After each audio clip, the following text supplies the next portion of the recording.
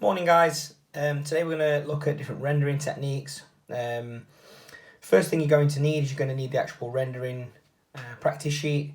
If you haven't got the ability to print that off, then you can still do the activity. You just need to do it on A4 paper or A3 paper and just draw the shapes out yourself using a pencil lightly. The other thing you're going to need is some colouring crayons. Make sure that the tips are nice and sharpened before you start the activity. That will make it easier later on when you're doing some of the techniques that we're going to do. The 4 techniques that we're going to do today are inner glow, outer glow, blending and shading of colour, and a bold outline. So let's crack on. The first one we're going to look at today is we're going to do the triangle, okay, and we're going to look at blending 2 colours together. Okay, so I'm just going to zoom in on that.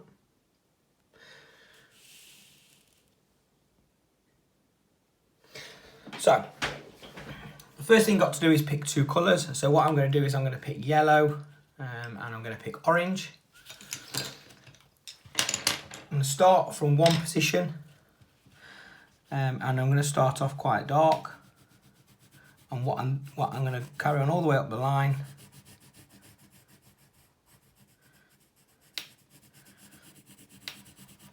And as you can see, I'm trying to keep my shading in the same direction.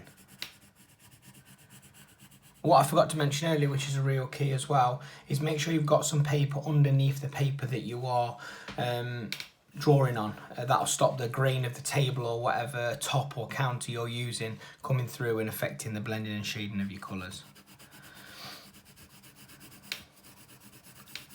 So all I'm going to do is just get that initial base colour out, and I'm just, as I get towards the middle, I'm going to really start to lighten it up.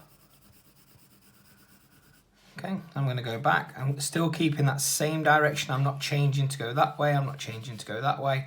I'm just keeping that same direction.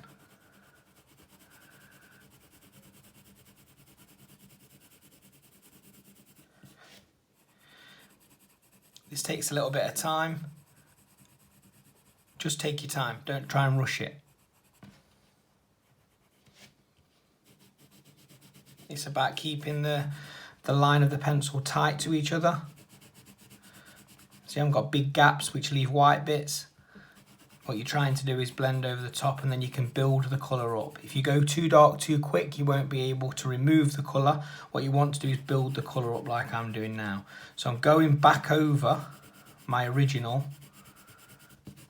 orange that I did at the start and I'm just building it up.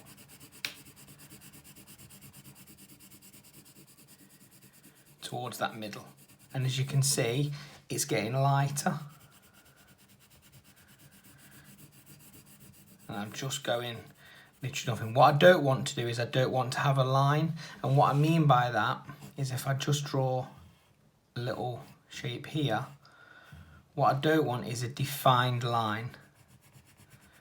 So I don't want a defined line that's orange and that's yellow. What I want them to do is blend into each other. So I'm just going to start with my orange here.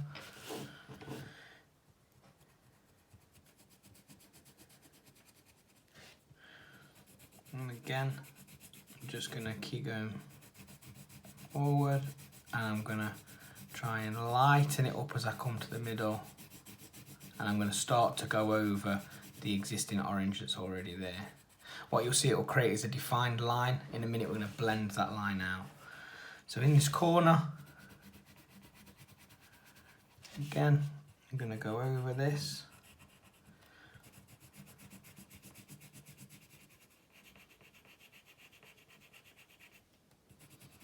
I've changed my direction just there, just for a second, just in that corner section, but I'll make sure that my lines are very tight to each other so you can't see it.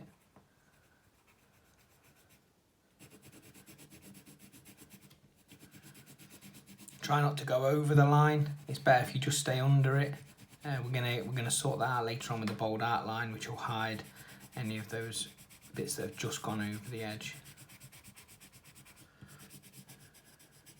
Okay, so we've started there. So as you can see, we've still got that defined line that we didn't want earlier.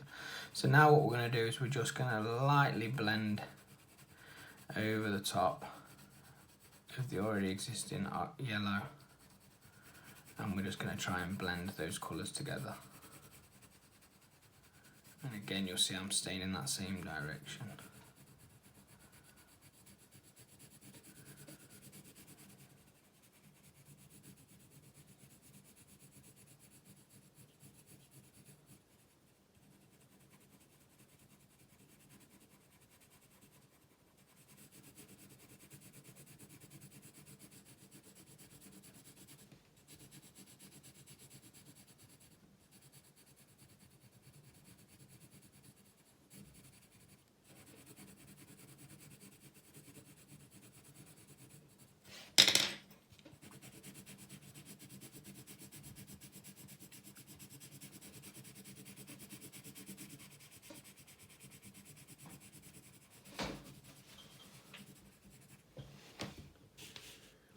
As you can see, we're just blending the two colours, and you can just keep working on that and blending those two in until it looks like a complete orange all the way there. I could make this darker, then a medium shade, and then a really light shade, and just blend it in, and do the same with the orange, the yellow. We could really darken this yellow up and then just lighten it up as we go up, but you can work on that and carry on through.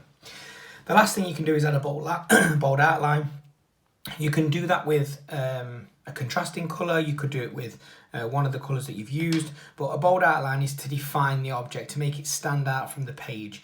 So just in this instance, I'm just going to use a black because I think it's the easiest to show you. And all I'm going to do with a sharp pencil is go around the edge of the shape that I've created, just with my black pencil. I'm trying to keep it as straight as possible. You could do this with a ruler if you wanted to.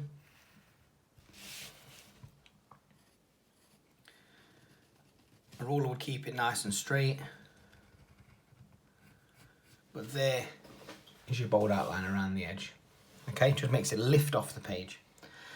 So there's your colour blend. You could do that with 3 colours. So you could start off with a red on this side, a yellow in the middle, and maybe a green on one side. And then you could, all you've basically got to do is start off darker on one side, darker on the other side, blend the 2 colours in together, and then in the middle you would just do a light blend of one of the middle, whatever the middle colour is. So for instance, if it was green on one side, red on the other side, and yellow is in the middle, then you just do a light blend of yellow in the middle, and you blend the 2 colours up into it. But again, it's for you to experiment, you to have a go at, and just enjoy yourself, and just take your time. If you rush it, what you'll get, and I say it a lot, is white bits. And all I mean by white bits is just when you've coloured something.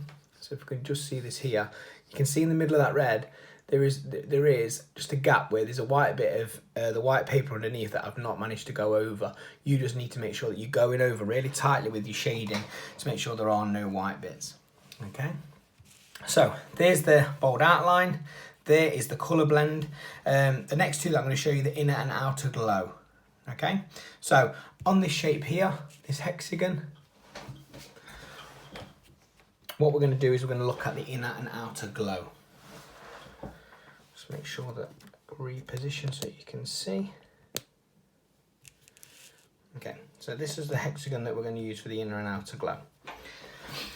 An inner and outer glow is very simple. It's basically, an inner glow is on the inside of the shape. So this is our shape here. The inside of the shape is where we're going to put the inner glow. The outside of the shape is where we're going to put the outer glow. Okay, so first of all, we're going to do an inner glow, and all it is just really tight, repetitive lines, just going up and down off the line of the shape.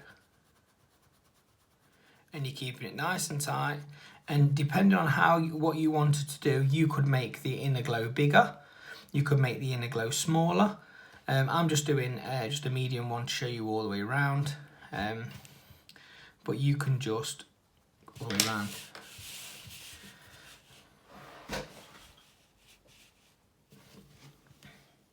Again, just going to go around.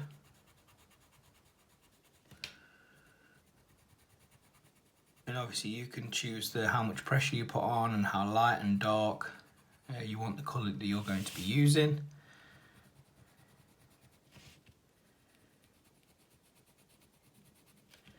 And colours are your choice. There's no set colours, you don't have to do the same colours as what I've done.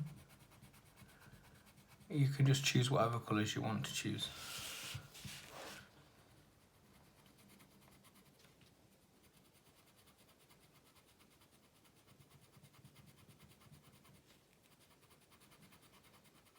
Main thing is keeping the lines up and down really nice and tight. You can go over them again as we make our way around.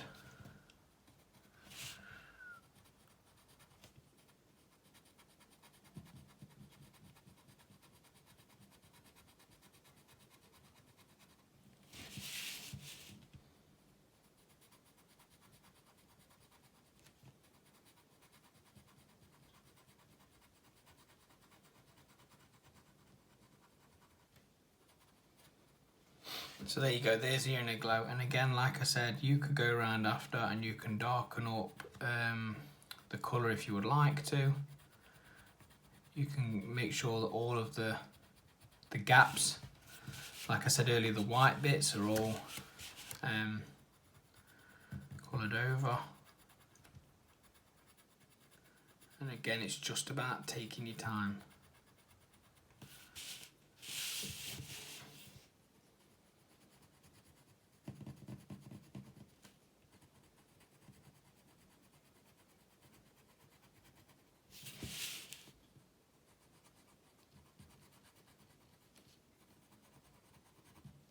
So there is your inner glow. Okay, so show that a little bit closer. So that is an inner glow. Then all we do now is to create an outer glow. Is we just do the same again, but just with a different colour. You could use the same colour if you wanted to, but you won't have a defined line around the shape. But then again, I could do a really tight inner glow on this one, a smaller one if I wanted to.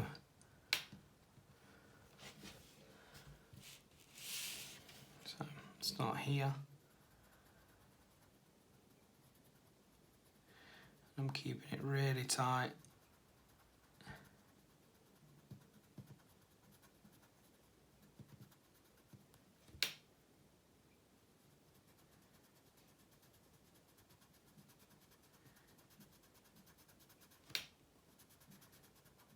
If you wanted to, instead of having a defined line down the middle, you could try and blend the colours in. So it looked like inner and outer glow with the two colours fading in together.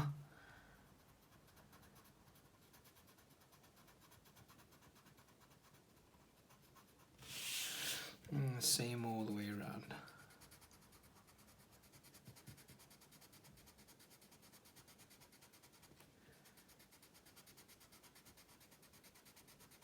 So as you can see, I'm starting to get a little bit thicker with my outer glow now. I started off quite small, and I'm just experimenting, getting a little bit wider. Again, like I said, it's totally up to you how big your inner and outer glow is. I wouldn't do it too big because it would just start encroaching on the writing underneath.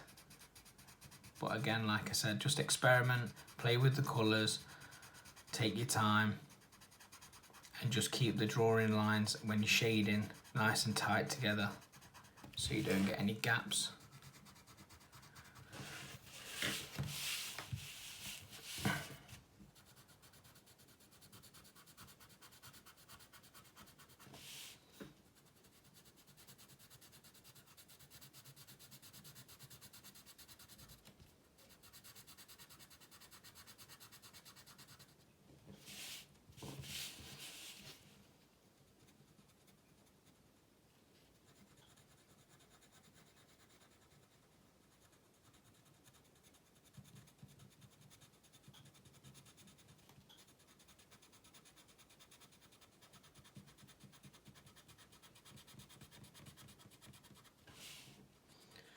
Blending and shading is really important when you come on to doing some of your logo designs later on in this project. Making objects and symbols stand out using colour is really key to having a bright, vibrant logo. But again, I've just messed around with the outer glow. So I've done it smaller there, a bit thicker there, but again, you could do it one thickness all the way around, like I've done on the inside, which looks a lot neater, but I just thought I'd show you the different, if you like, the different thicknesses you could do the autoclave, but it's up to you how you do it. So all you have to do then is, using the rest of the sheet, just follow the instructions and do your own versions of all the different colours on the sheet. Okay, hope you had lots of fun, enjoy, take care.